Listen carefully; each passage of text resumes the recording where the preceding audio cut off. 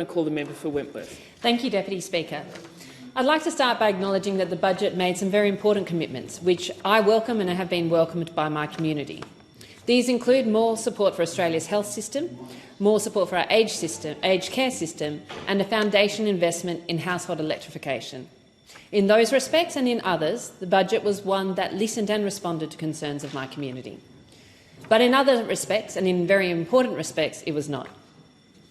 The missing piece from this year's budget was a reform agenda focused on dealing with some of the hardest long-term issues facing our economy that will have a particularly detrimental effect on younger and future generations.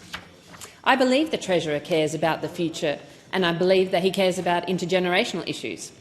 But I think it's pretty clear that the budget failed to give appropriate weight to three of the most important concerns: the affordability of housing, the sustainability of the tax system, and the rate of productivity growth in our economy. Each of these have real and negative impact on Australians today, but also much deeper consequences on our youth and on future generations. Three statistics outline the challenge. On housing, Australia's housing is some of the most unaffordable on earth. Sydney, where my electorate is from, is the second most unaffordable place to live from a housing point of view across the world, only beaten by Hong Kong. On tax, Australia is highly reliant on personal income taxes, but as our population ages, we will either have to rely more and more on fewer workers to support the population or engage on meaningful tax reform. Thirdly, on productivity. Productivity growth is now the slowest it has been for 6 decades. In fact, last year it went backwards by more than 4%. Low productivity growth is the most important factor in long-term improvements to standards of living. In each area of the budget, there were efforts to address these issues, but without the scale of the ambition for the problems required. And really addressing these issues, real ambition, is what my community is asking for. On housing.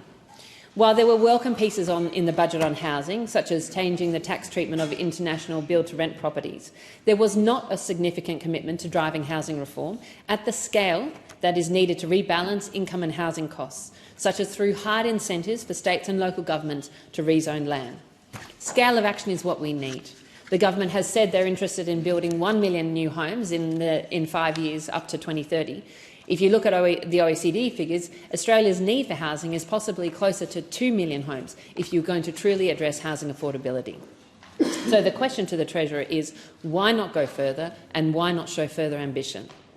The second missed opportunity was tax reform. Given the Prime Minister's commitment to not do anything on tax, I wasn't that surprised. But the true tax reform only becomes more urgent and more important the longer we leave it. There were small changes in taxes, such as PRRT, but the truth is small fiddles, such as into PRRT, just make it harder to do truly transformational longer-term reform, including on resource taxes. So the question to the Treasurer is, why not at least kick off a consultation on tax so that you have something substantial to take to the future? And a final missed opportunity was productivity reform. I support the government's efforts in productivity reform, such as investment in migration, in reforming the migration system and in TAFE. These are critical. But there is no agenda from the government about how to make it easier for businesses to thrive and scale in this economy, nor drive productivity in the government sectors. We had three things they could have done. We could have a comprehensive response to the Productivity Commission's recent report. We pay these people to come up with reports on productivity. Surely, given the productivity crisis we're facing, we could get in the government response as to which methods they're taking forwards and which ones they're not taking forwards and why. Secondly, we need to adopt a cultural shift embodied as in Service New South Wales and apply that to federal government. Our systems are set up to suit government rather than the people. This is true of the medical researcher who spends a quarter of their time writing government grant writing instead of researching, or the not-for-profit who loses experienced staff because they don't know in the next few months whether their contracts are on go or not. And finally, we need to listen to business about what they think is most important to driving productivity. The two biggest issues raised by business to me are around reforming industrial relations awards so they're simpler, and right-sizing regulation so that the regulation isn't put on top of each other and then mixed in with state regulation. The budget ignored both of these pleas from business. Housing, tax and productivity. They're issues today. They're going to be only more important in the future, and these were missed opportunities of the budget. Thank you. The Assistant Treasurer.